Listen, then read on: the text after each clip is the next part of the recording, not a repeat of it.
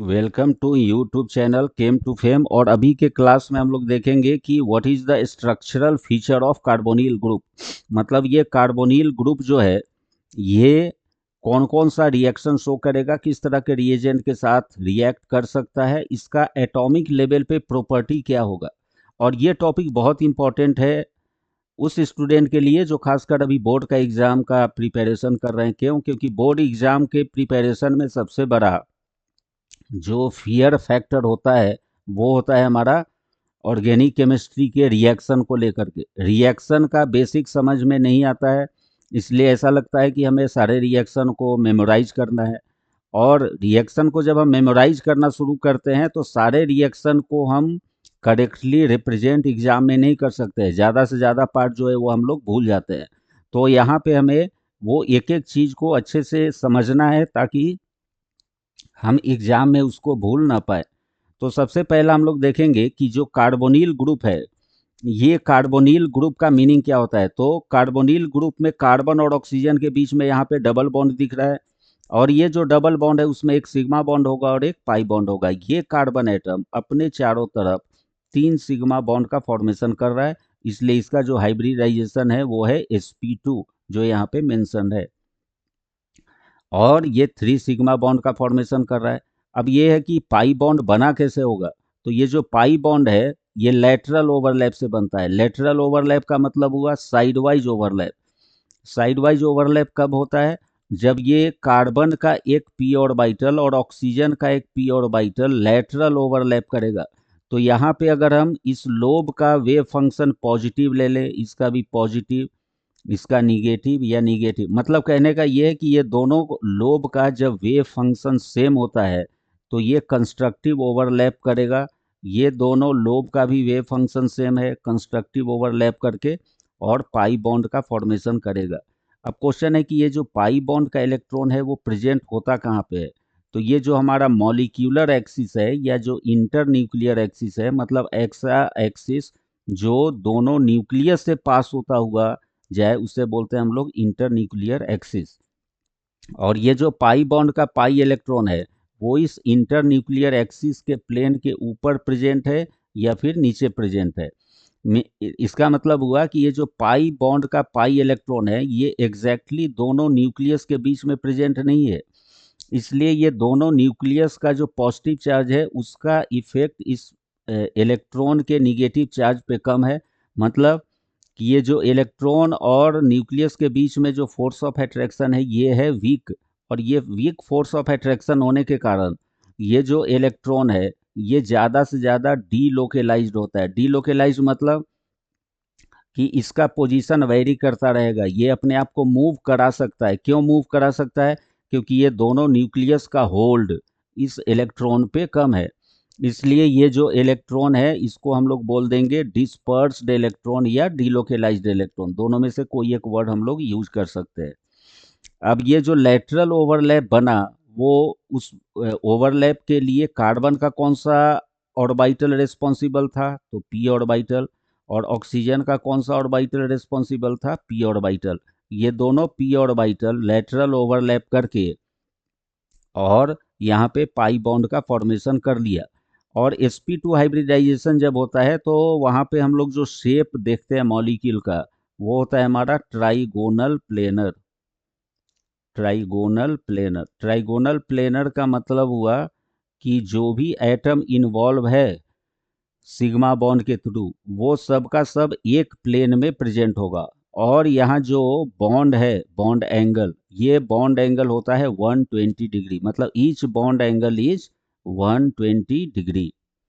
अब next point हम देखेंगे कि कार्बन ऑक्सीजन के बीच जो बॉन्ड है सिग्मा बॉन्ड, ये सिग्मा बॉन्ड जो है वो पोलर है कि नॉन पोलर।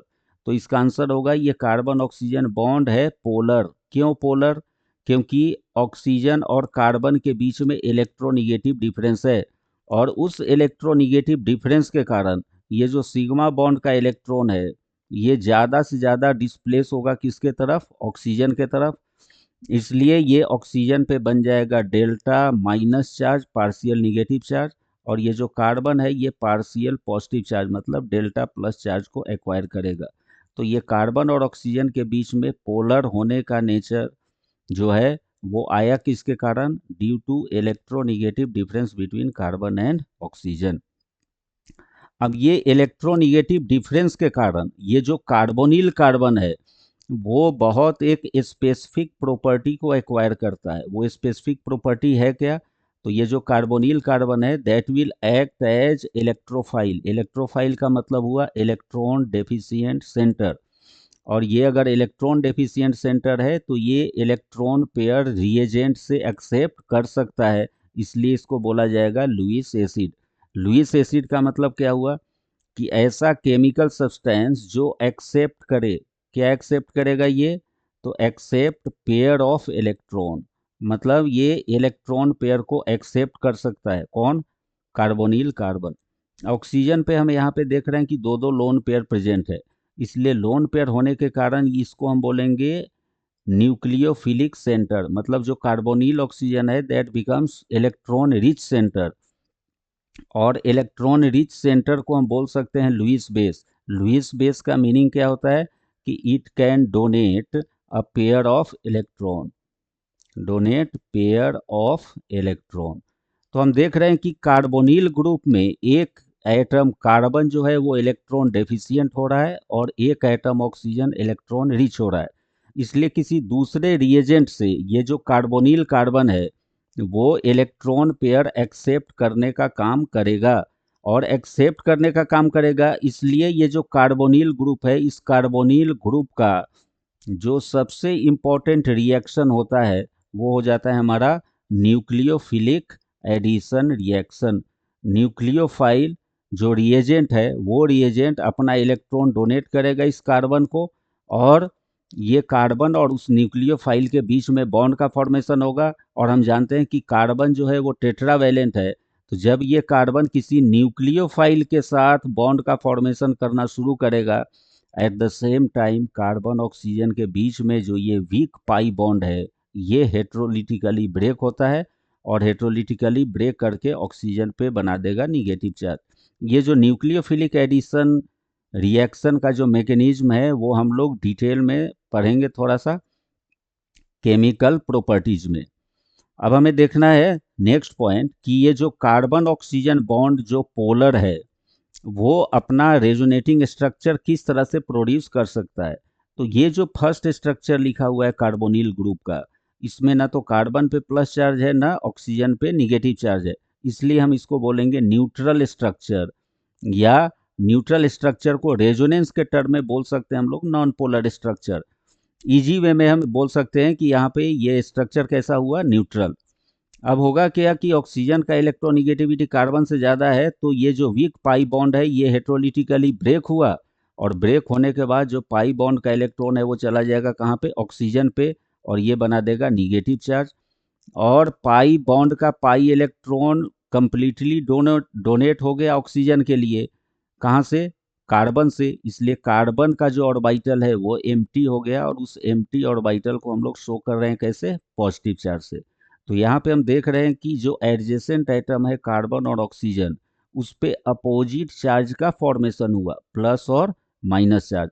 और ये जो स्ट्रक्चर है वो स्टेबल भी होगा रेजोनेंस पॉइंट ऑफ व्यू से। कैसे? तो रेजोनेंस में बोला गया कि अगर ज़्यादा इलेक्ट्रोनिगेटिव एटम पे निगेटिव चार्ज हो तो वो स्टेबल होता है, और कम इलेक्ट्रोनिगेटिव एटम पे अगर प्लस चार्ज हो तो वो भी स्टेबल होता है। उसी चार्ज के नेचर के अकॉर्डिंग यहाँ पर भी हमें चार्ज मिल रहा है। कार्बन जो कम इलेक्ट्रोनिगेटिव है पॉजिटिव चार्ज लिया, स्टेबल हुआ। ऑक्सीजन ज़्यादा इलेक्ट्रोनिगेटिव है, निगेटिव चार्ज लेकर के स्टेबल हो गया। तो ये जो कार्बोनिल ग्रुप है वो अपने आप को इस डाईपोलर स्ट्रक्चर में कन्वर्ट कर रहा है। डाई मतलब होता है दो, और पोलर मतलब हो गया चार्ज। यहाँ पे एडजेसेंट एटम पे दो तरह का चार्ज बना, इसलिए इस स्ट्रक्चर को हम लोग बोलते हैं डाईपोलर। और ये जो डाईपोलर नेचर है ये रिस्पॉन्सिबल है किसके लिए? Polarity of carbonyl group. मतलब ये जो कार्बोनिल ग्रुप है इसके पास हायर डिग्री ऑफ पोलैरिटी है, और यही पोलैरिटी के कारण हम लोग आगे केमिकल रिएक्शन में देखेंगे कि ये न्यूक्लियोफिलिक एडिशन रिएक्शन शो कर रहा है, साथ साथ न्यूक्लियोफिलिक एडिशन के साथ साथ एलिमिनेशन रिएक्शन भी शो करेगा। तो अभी के वीडियो में जो हम लोग स्ट्रक्चरल फीचर स्टडी किए कार्बोनिल ग्रुप का, ये बहुत ज़्यादा इम्पोर्टेंट है। और हमें ऐसा मतलब विश्वास है कि इसमें हम लोग जो जो पॉइंट डिस्कस किए वो आपको 100% समझ में आया होगा। अगर आपको किसी को एक बार में समझ में ना आया तो वो इस वीडियो को अगर 2-3 बार देखे तो ये सारा का सारा पॉइंट क्लियर होगा, जिसके कारण ये चैप्टर आपके लिए इजी होगा। और एक चीज़ तो श्योर है कि आपको कोई भी रिएक्शन इसमें रटना नहीं पड़ेगा और अच्छे से समझ के आप प्रिपेयर कर सकते हैं। साथ साथ आपका जो स्कोर होगा, चाहे वो बोर्ड एग्ज़ाम हो या इवन आप प्रिपरेशन कर रहे हो कॉम्पिटिटिव एग्ज़ाम नीट आईआईटी के लिए, तो वहाँ पर भी क्वेश्चन को सॉल्व करने के लिए, केमिकल प्रॉपर्टी को अच्छे से समझने के लिए ये जो लेक्चर है, ये जो वीडियो है, ये आपके लिए बहुत ज़्यादा हेल्पफुल होगा। तो इससे रिलेटेड अगर कोई डाउट हो तो आप हमें कमेंट बॉक्स में पूछ सकते हैं। और नेक्स्ट वीडियो में इस चैप्टर का सीक्वेंशियल जो अपडेट्स है वो हम देते रहेंगे। Thank you.